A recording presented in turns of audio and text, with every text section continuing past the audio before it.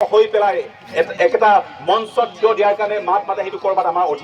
অধিকাৰ বাবে এটা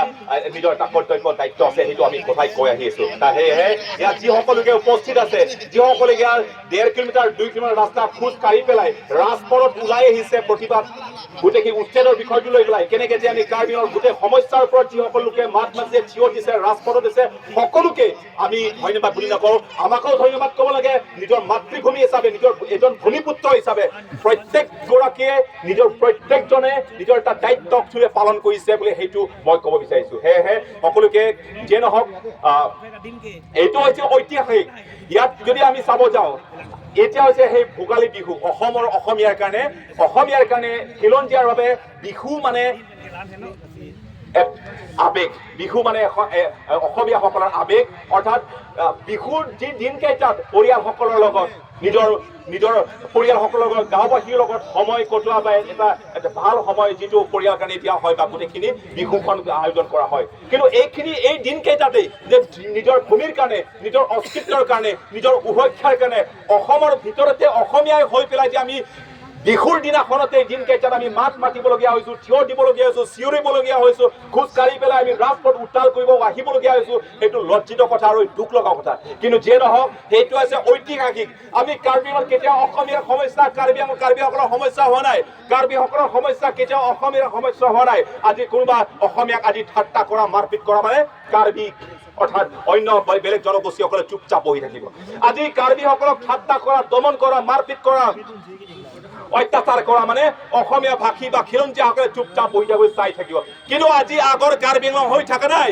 এতিয়া আগৰ খিলঞ্জীয়া হৈ থকা নাই আজিৰ খিলঞ্জীয়া হৈছে ঐক্য খিলঞ্জীয়া আজিৰ খিলঞ্জীয়া হৈছে একেটা মঞ্চত নিজৰ মাতৃভূমিৰ কাৰণে থিয় দিব পৰা কাৰ্বি আংলঙৰ বসবাস কৰি থাকে সেয়েহে এই সমস্যা মাত্ৰ কাৰ্বি আংলঙৰ সমস্যা নহয় এই সমস্যা হৈছে গোটেই বৃহত্তৰ অসমৰ সমস্যা বেদখলকাৰী ইয়াত বিদেশী স্বদেশী যি বিদখলকাৰী আছে যিসকলোকে এৰা জানি বুজি কাৰ্বি আংলং যিহেতু ষষ্ঠ অনুষ্ঠিত জিলা বুলি গম পোৱাৰ পাছত জোৰজবৰদস্তি দখল কৰিবহে আচলতে কাৰ ভুল কাৰ হয় আমি খিলঞ্জীয়াসকলে নিজৰ মাতৃভূমিৰ কাৰণে মাত মাতা সেইটো আমাৰ ভুল নে ইয়াত বহিৰাগত লোকসকলে ইয়াত আহি পেলাই আমাক গৌবেগ ক'ব আমাক চাইনিজ গৌবেগ ক'ব সেইটো আমি কেতিয়াও সহ্য নকৰো আৰু যদিহে আমি যদি নিজৰ মাতৃভূমিৰ কাৰণে এজন ভূমিপুত্ৰ হিচাপে মাত মাতে যে ভুল কৰিছো এনেকুৱা ভুল আমি হাজাৰ বাৰ ভুল কৰাৰ কাৰণে সাজু আছো আমি যিহেতু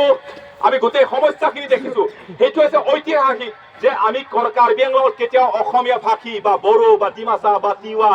গাৰো এওঁলোকৰ লগত বহি পেলাই কেতিয়াও আমি কথা পতা নাই আজি বকৰীয়া ঘাটত আজি হলংক মাটিত আজি অসমীয়া ভাষী বুলিও নকওঁ মই খিলঞ্জীয়াসকলে যিসকলে তেওঁলোকে নেতৃত্ব দিছে যে কেনেকে যে খিলঞ্জীয়াসকলে ঐক্য হ'ব লাগে এইখিনি ক্ষেত্ৰত তেওঁলোকে মাত মাতা থিয় দিয়া বা ৰাজপথত ওলাই অহা মানে সেইটো নেতৃত্ব দিয়াটো সেইটো ঐতিহাসিক আমি কেতিয়াও আমি একেটা মঞ্চত আমি এটা বৈঠকত বহা নাছিলো যে ভাই দাদা বাইদেউসকল যে অসমীয়া ভাষীসকল যিসকল লোক ইয়াত খিলঞ্জীয়াৰ মাজত যিটো বিভাজন হৈ থকা ভাগ হৈ থকা সাতাম পুৰুষীয়া যিটো অসমীয়া ভাগ হৈ থকা এইটো আমি কেনেকে যে বিভাজন হৈছিলো ভাগ কেনেকে হৈছিলো এই কথাষাৰ কেতিয়া আমি আলোচনা কৰা নাছিলো বা কেতিয়া আমি বিবেচনা কৰা নাছিলো কিন্তু যে আজি অসমীয়াসকলে খিলঞ্জীয়াৰ মাজত বড়োই হওক ডিমাচাই হওক গাৰোই হওক অসমীয়া হওক যে কাৰ্বি হওক আমাৰ মাজতে নিজৰ সমস্যা নিজৰ সন্মান নিজৰ আদৰ যে একেলগে গঢ়ি তুলিব লাগিব সেইটো হৈছে এটা ডাঙৰ ঐতিহাসিক সেইকাৰণে অসম চৰকাৰক জনাব বিচাৰিছো উচ্ছেদৰ বিষয়টো লৈ পেলাই বকলীয়া ঘাটত কোনটো জাতি কোনটো ধৰ্ম আমি ক'ব নাযাওঁ কোনো এটা নিৰ্দিষ্ট জাতি বা ধৰ্মৰ বিৰোধিতা কৰে সেইটো নহয় আমাৰ কথা হৈছে বেদখলকাৰী মানে বেদখলকাৰী আৰু বকলীয়া ঘাটত যিসকলোকে বেদখল কৰি আছে এওঁলোকে মাটি কৰবাত কিনি আৰম্ভ কৰক আপোনালোকে ইয়াত যাবই লাগিব ইয়াৰ পৰা এতিয়া কাৰ্বি আংলং এতিয়া মাত্ৰ কাৰ্বি হৈ থকা নাই কাৰ্বি আংলঙৰ ভূমিপুত্ৰ এতিয়া অসমীয়া আছে অসমীয়া ভাষী আছে ডিমাচা আছে তিৱা আছে গাৰো আছে আমি সেই খিলঞ্জীয়া আমি ঐক্য হোৱা মানে এতিয়া গোটেই কাৰ্বি আংলং গোটেই অসমখন জোকাৰিব এতিয়া সেয়েহে অসমৰ মুখ্যমন্ত্ৰী ডাঙৰীয়া হিমন্ত বিশ্ব শৰ্মা অৰ্থাৎ অসম চৰকাৰ দিছপুৰবাসী যিসকল লোক আছে আপোনালোকে এটা কথা জনা উচিত কাৰ্বি আংলঙত এতিয়া মাত্ৰ কাৰ্বি হৈ থকা নাই এতিয়া খিলঞ্জীয়াৰ বতাহ আহি আছে আৰু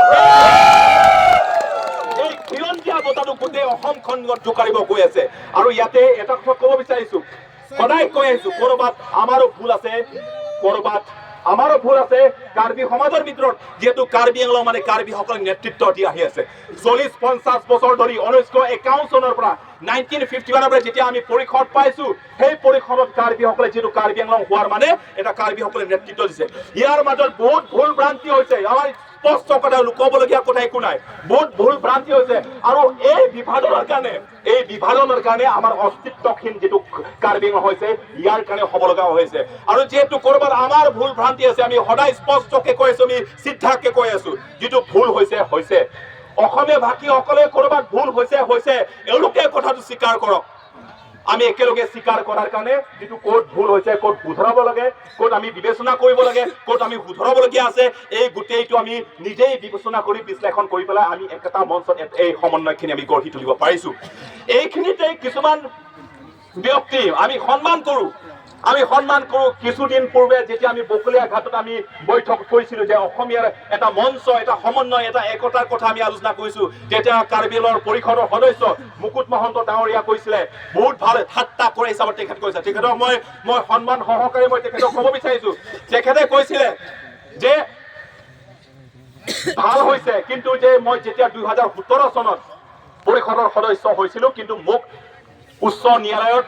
মোৰ বিৰুদ্ধে এটা কেছ দিছিলে বুলি হয় আমি মানিছো কৰবাত এই ষষ্ঠ অনুসূচী জিলা হোৱাৰ লগে লগে কৰবাত আমাৰো সেই জনগোষ্ঠীয় লোকসকলৰ অধিকাৰৰ প্ৰতি কৰবাত মাত মাতা কোনোবাই হয়তো ভুল কৰিছে সেইটো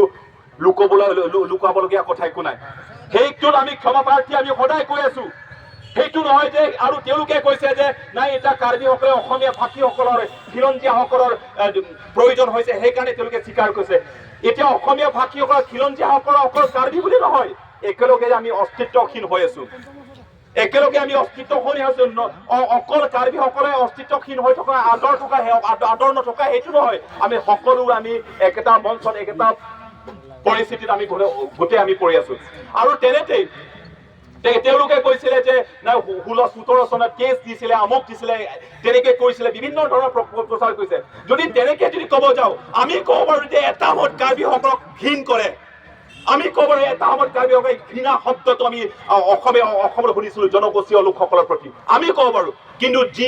হৈছে যি হ'ব লগা হৈছে যি বিবেচনা কৰিবলগীয়া আছে আমি কৰিছো এতিয়া সময়টো হৈছে কাৰ কি ভুল হৈছে সেইটো আমি চোৱা আমাৰ সময় নাই আমি বিহুৰ নিচিনা সেই আনন্দৰ দিন কেইটাতো আমি ঘৰত বহি পেলাই আমি বহিব পৰা নাই আমি ৰাজপথত ওলাই আহিবলগীয়া আছো নতুন বছৰত আমি কৰবাত পাৰ্টি